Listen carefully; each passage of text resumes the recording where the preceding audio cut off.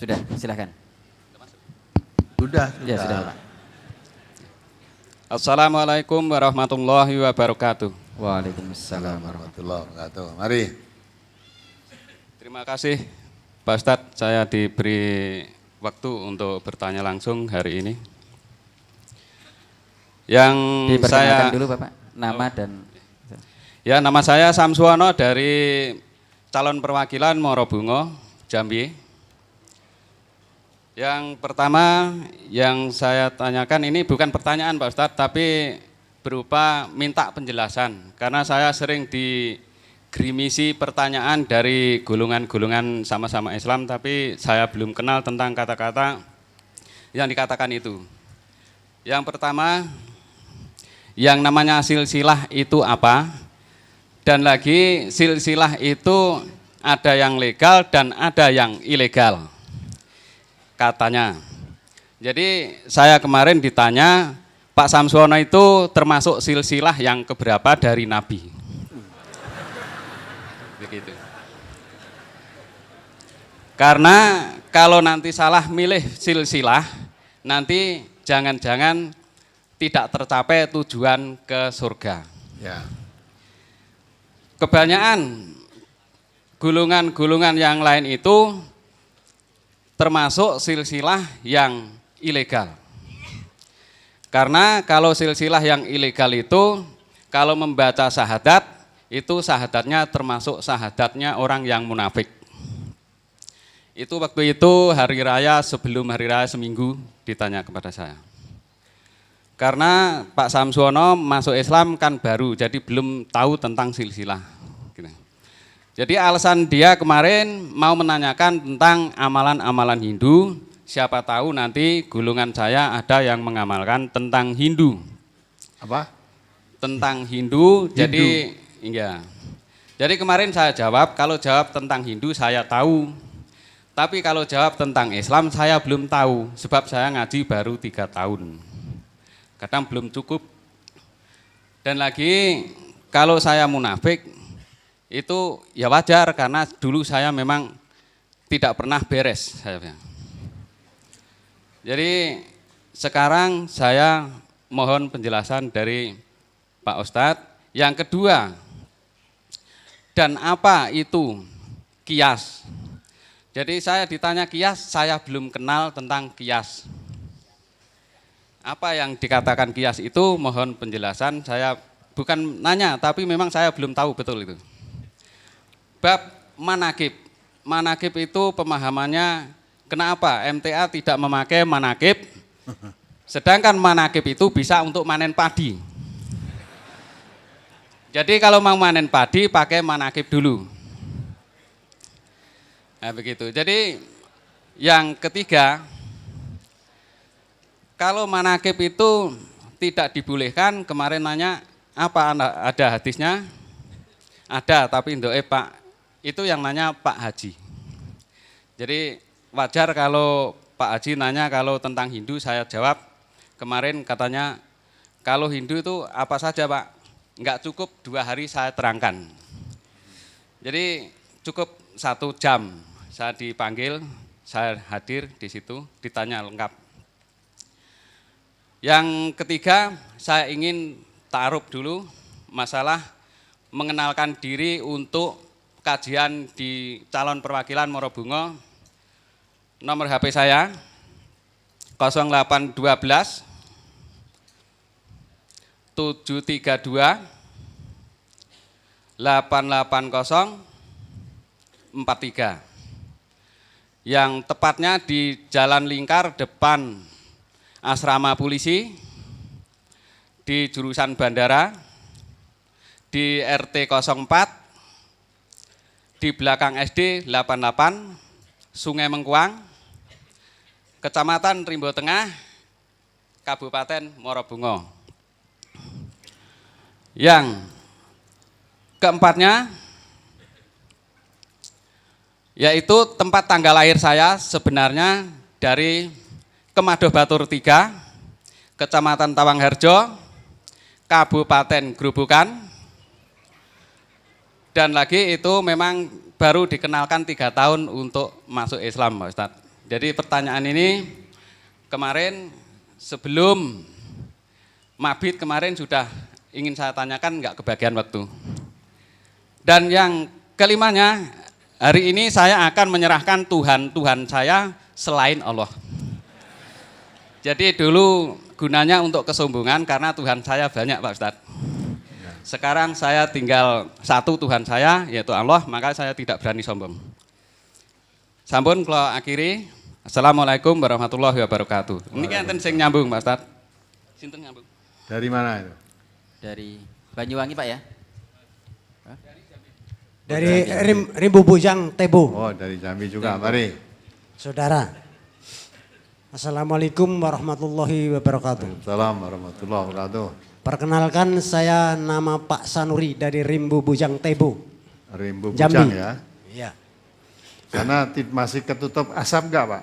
Wah, daerah Rio, Jambi, terus Palembang ini banyak asap. 100 meter pemandangan hilang.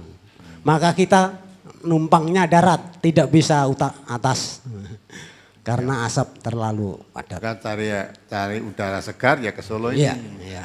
Dari udara segar. Betul. Dari mulai hari Senin pagi kita keluar dari rumah sampai sini jam 4 sore. Jam 4 sore Alhamdulillah, ya. Kamis.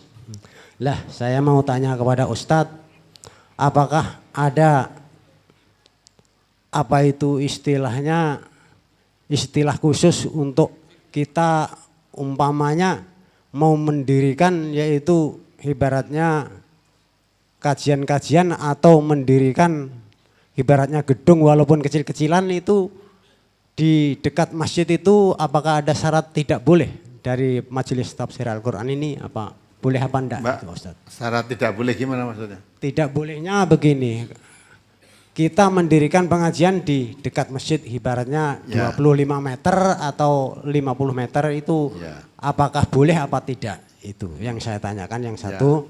Yang kedua itu saya minta yaitu doanya Ustadz, mudah-mudahan itu bisa berkah. Sebab kita di Rimbu Bujang ini sudah lama kita mengaji itu. Mulai 2008 sebelum Kerinci bergejolak itu, bergejolaknya di Rimbu Bujang dulu. Jadi setelah sebulan kemudian baru di Kerinci bergejolak. Lah di situ sudah disponsori oleh dari kabupaten yaitu Tebo, karena MUI itu sudah mensponsori kepada yaitu KUA kecamatan. Lah akhirnya pas yaitu waktu puasa kita tidak melawan. Karena kaki KUA itu sudah di atas kepala-kepala kita semua. Jadi akhirnya majelis itu tertutup karena didukung oleh pemerintah daerah, desa itu semuanya seguyup. Akhirnya majelis kecil-kecilan itu ditutup, dipalang, ditulis yang tidak macem lah. Pokoknya jadi sampai sekarang ini tidak bisa terbuka. Nah itu akhirnya pengajian kita tarik di rumah kita, walaupun bagaimana kita harus mendirikan pengajian, lah akhirnya tempatnya di rumah saya. Sekarang Ya, jalan pengajian itu. iya tengah jalan. Jadi habis puasa kita pray 1 bulan, habis puasa kita tarik ke rumah saya. Dulunya di mana? Dulunya di Rimboulu itu. Enggak, Ya. di mana? Di masjid. Bukan di rumah, tapi sudah bikin majelis yang Enggak, kecil-kecilan. dulu ketika tidak boleh terus disegel, ditutup itu dulu di tempatnya siapa? Tempatnya Pak Parsono ini. Oh, sekarang tidak boleh di sana. Tidak boleh di kecamatan lain tapi itu. Ya, sekarang tidak boleh, sekarang pindah ke tempat Bapak ini. Iya. Lah akhirnya kajian itu kan apa itu jamaah. Kita semua itu banyak yang putus. Hampir 8 atau 9 itu termasuk tokoh-tokohnya dulu yang pendirinya. Itu putus semua. Jadi akhirnya mau tidak mau kita harus tarik ke rumah saya. Lah akhirnya jamaah kita juga begitu takut. Bagaimana ini Pak Sanuri? Nah, pokoknya nanti jangan tanggung-tanggung. Nanti kamu tidak usah ikut ribut-ribut kalau memang ada ribut. Lah saya alangkan di depan. Nanti kalau kita sudah putus leher saya, barulah kamu melangkah semua. Gitu. Itu. Bagus, Ya, ya. jadi kita minta doanya. Ya, bagus. mudah-mudahan bisa memberkahi yaitu kajian-kajian kita di Rimbu Bujang khususnya Ya. dan umumnya itu bapak-bapak semua di daerah masing-masing. Ya, Billahi alhamdulillah. taufik wal hidayah. Wassalamualaikum warahmatullahi wabarakatuh. Waalaikumsalam warahmatullahi wabarakatuh. Ya, saya jawab dulu ya. Saya jawab dulu, nanti nggak ada hilang nanti. Jadi pertama tanya silsilah itu apa? Bapak ini nama bapakmu siapa? Ya, nama bapakmu siapa? Sardi, Pak. Ya, Sardi. Sardi. Nama bapaknya Sardi? Enggak tahu saya. Oh, tapi namanya silsilahnya putus. Baru tekan mbahnya aja enggak ngerti kok tekan nabi coba. Ya. Jadi silsilah itu urut-urutan dari turun temurun. Misalnya dari Pak siapa itu? Pak Karno misalnya ya. Gampang aneh. Pak Karno dua anak Megawati, Megawati dua anak Puan, Puan dua anak siapa lagi itu silsilah. Nah, itu Bapak tadi namanya Pak siapa ini? Samswono, bapaknya namanya Kardi, lalu itu bapaknya siapa lagi lah. Terus itu dari urut-urutan dimbah sampai itu namanya silsilah. Nah sekarang bagaimana kamu mau mengetahui urut-urutan keturunan sampai Nabi Muhammad, tekan mbahmu aja udah putus, nggak bisa itu. Nah orang yang ngomong itu sebenarnya kurang gawean. Saya yakin dia pun tidak bisa ngurut-urutkan dirinya sampai Nabi itu nggak bisa. Ya, nggak bisa itu. Kalau bisa ngurutkan semua manusia ini silsilahnya tekan Nabi Adam. Jadi sedulur kabeh jan. Tapi siapa sing iso ngurutke sapa Nabi Adam tuh duwe anak sapa, duwe anak apa sampai kepada kita, siapa? Mbah Buyut saja udah ndak kenal. Saya nggak berani jawab Pak Ustadz karena dia sudah bisa hidup di alam gaib katanya. Nah maka kalau menghadapi orang semacam itu nggak perlu dilayani. Karena alamnya sudah lain Pak, gitu loh. Saya di alam wadak, Bapak di alam gaib itu sudah tidak usah perlu sambung. Bab kalau itu disambung ya ndak akan bisa ketemu wong alam gaib kalau alam fana ini alam wadak gitu kok ya. Jadi kalau ketemu orang-orang semacam itu sudah usah dilayani, buang-buang waktu. Mengada katanya, apalagi tadi kalau enggak, jangan-jangan nanti silsilahnya enggak ketemu nanti masuk neraka. Jadi sing masuk surga itu bisa ngurut-urutkan silsilah nanti tekan Nabi Muhammad. Ya, nah? Termasuk guru yang mengajar ini kalau tidak ada urutan sampai Nabi Muhammad enggak boleh diterima. Ya, nah? Jadi saya mengajarkan agama itu harus diurut ke tekan dhuwur tekan Nabi Muhammad. Maka tadi tanya sudah urutan keberapa? Nah, harusnya dijawab aku rako berhitung hitung nol lah gitu. Nah, urutan keberapa Nabi Muhammad saja udah 1,5 abad yang lalu. Sampai sekarang itu nek diurut ke berapa ribu, berapa juta malah manusia. Sampai kepada kita ini. Mulai orang kok berhitung, hitung nambah lah gitu aja sudah. Jadi orang yang itu ya, justru itu sebetulnya kalau ya dia bisa menghitung itu ya silsilah apa yang tadi? Ada yang silsilah benar dan tidak benar namanya apa? Legal dan ilegal tadi. Ilegal itu sebetulnya yakin kalau dia bisa menghitung sampai Nabi itu ya ilegal itu. Nah. Wong saiki iso ngitung tekan Nabi, sapa sing dadi saksi sing ngurutke sapa? Ya ta? Wong tekan bae wis udah bingung. Ya, Mbah Buyutmu dulu namanya siapa? Wis ora ngerti, dikoke ning kelurahan, lurahe ora enek. Ya, catatannya ya ndak ada. Catatannya enggak ada, oh Mbah Buyut ndak ada. Anda berarti pedot kan? Jadi orang-orang macam itu sok merasa suci, seolah-olah hanya dirinya yang bisa urut sampai Nabi. Dia yang berhak kalau tidak ada urutan sampai Nabi, tidak boleh mengajarkan agama. Ya, tidak boleh mengajarkan agama, kamu tidak keturunan Nabi. Ya, padahal semua orang ini keturunan Nabi, mau ora iso ngitung urutan keberapa. Ya, tidak bisa. Semuanya itu sumbernya satu, Nabi Adam. Maka di semua Nabi kita mengatakan kullu bani Adam khotoun. Semua keturunan Adam itu maksudnya siapa? Manusia. Jadi keturunan Adam itu manusia, termasuk kita. Kalau kambing itu bukan keturunan Adam. Semua yang merasa jadi manusia itu keturunannya Nabi Adam. Nah, urutan keberapa wes ora iso ngitung gitu. Nanti orang itu tidak perlu dilayani. Ngomongnya udah ndak genah, udah di alam gaib barang kan serang genah dah. Ya itu kalau ketemu orang semacam itu udah ndak usah dilama-lama berbincang, udah mbah, karena kamu alam gaib, saya alamnya bukan gaib, dan ndak bisa gatuk, itu aja sudah. Kemudian apa kias itu? Ya udah kamu ngaji terus aja nanti lama-lama ngerti. Ya, kias itu menyamakan, mempermisalkan.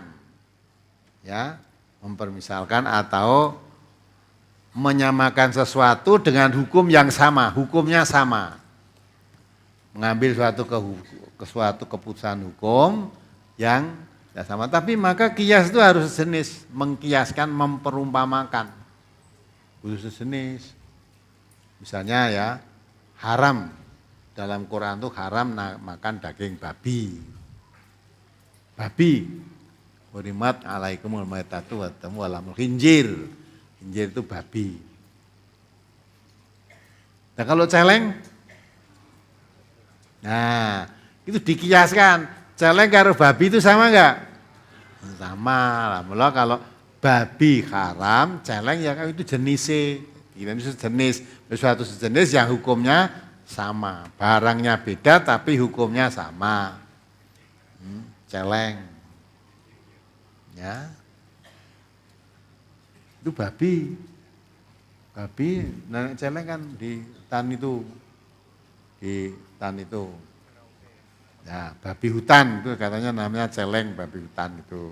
Itu mengkiaskan yang jenis. Ya semacam itulah. Jadi mempersamakan hukum dari benda yang berbeda, tapi disamakan, mengkias. Manakib bisa untuk panen padi. Ya. Mengapa ente tidak percaya mana? Tidak percaya. Kalau manen padi itu pakai arit. Pakai kalau zaman dulu pakai apa itu? Ani-ani. Sekarang konon katanya sudah pakai mesin. Langsung itu traktor padinya sudah masuk semua di situ tanpa nggawa merang ambil padi netok. Ya itu, nek nganggo manakib kok nggo manen padi piye saya ndak mudeng saya. Manakib itu apa toh kok nggo manen padi? Wujudnya apa manakib itu? Ya. Nah, itulah.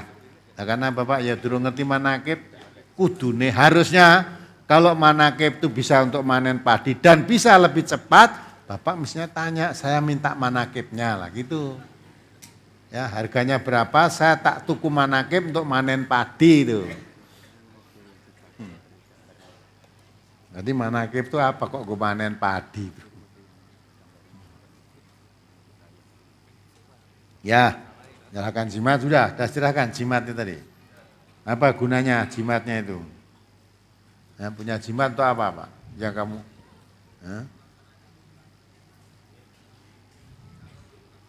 pakai, dihidupkan dulu. Nempel nomor berapa itu?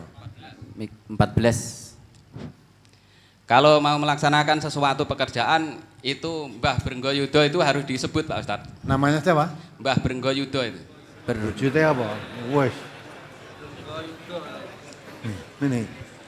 Ini Brenggoyudo. Yeah. Bentuk keris, tapi bukan keris keris tumpul ini. Tidak landep kok ininya. Ini kalau tidak menyebut ini gimana? Kalau menyebut gimana katanya? Berani untuk sombong Pak Ustadz itu. Oh, jadi ngajari orang untuk sombong. Yeah. Jadi merasa menangan gitu. Yeah. Karena Tuhannya di bawah sudah kelihatan begitu. Iya. Nah, sekarang Tuhannya sudah diserahkan di sini dan selainnya sudah saya buang. Jadi Tuhan saya tinggal satu, saya nggak berani sombong begitu. Ya. Kalau pakai ini sombong? Sombong dulu. Untung kamu masih hidup sampai sekarang.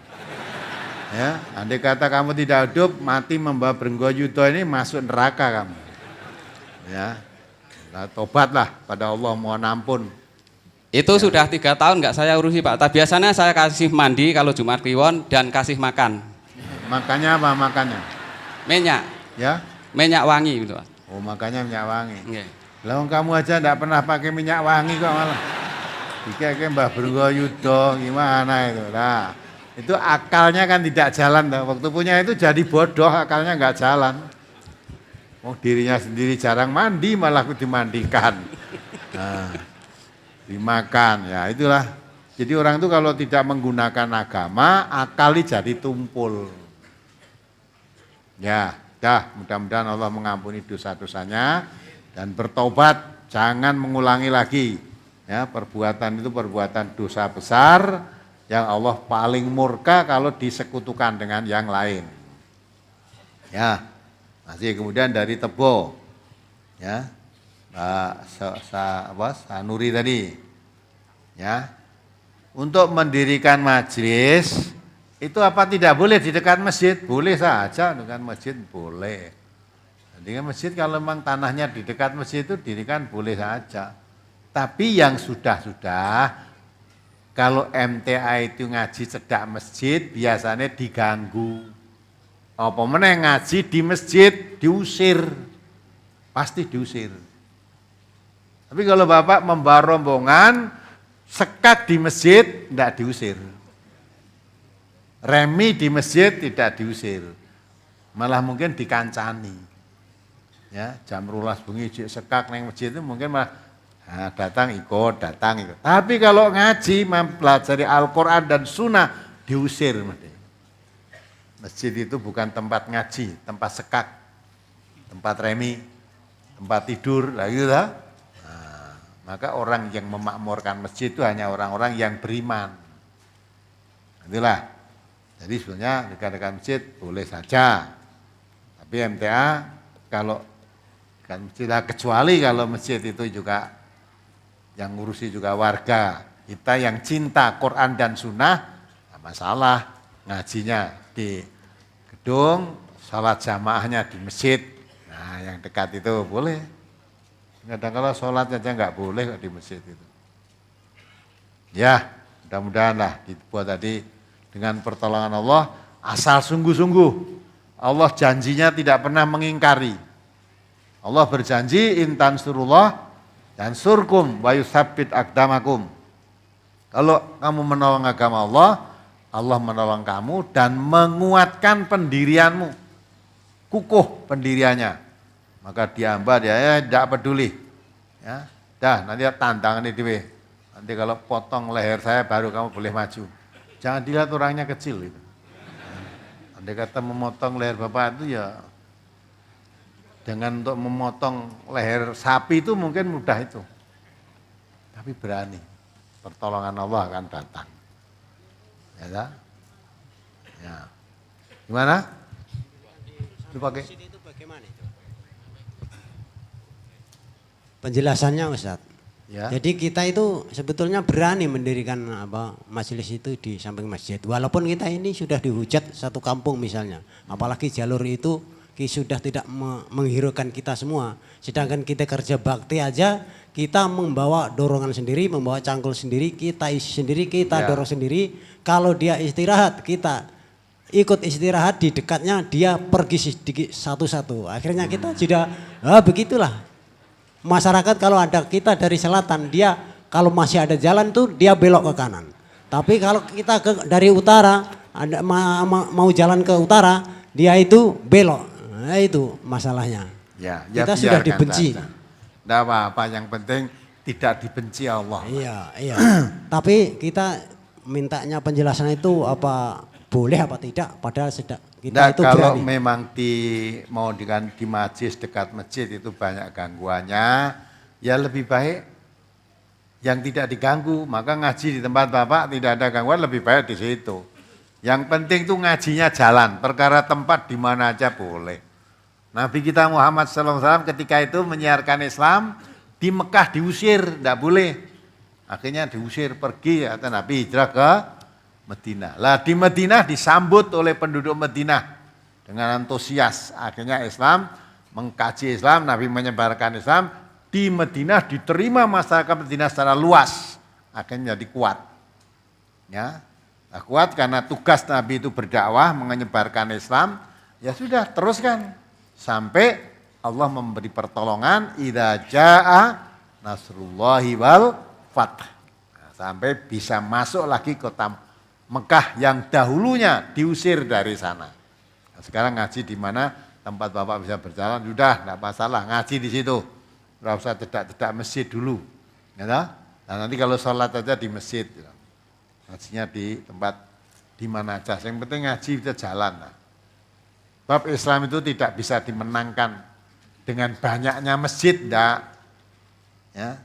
Tetapi Islam itu dimenangkan dengan dakwah. Kalau dakwah mengerti Islam, orang menerima Islam, masjid itu akan berdiri. Tapi walaupun banyak masjid berdiri, kalau orang tidak mengerti Islam, ya mengakunya Islam, perilakunya menentang Islam. Maka kalau untuk ngaji malah nggak boleh. Ya, masjid itu rumah Allah. Sedang ngaji itu firman Allah. Yang diperintahkan oleh Allah, lihat baru ayatihi.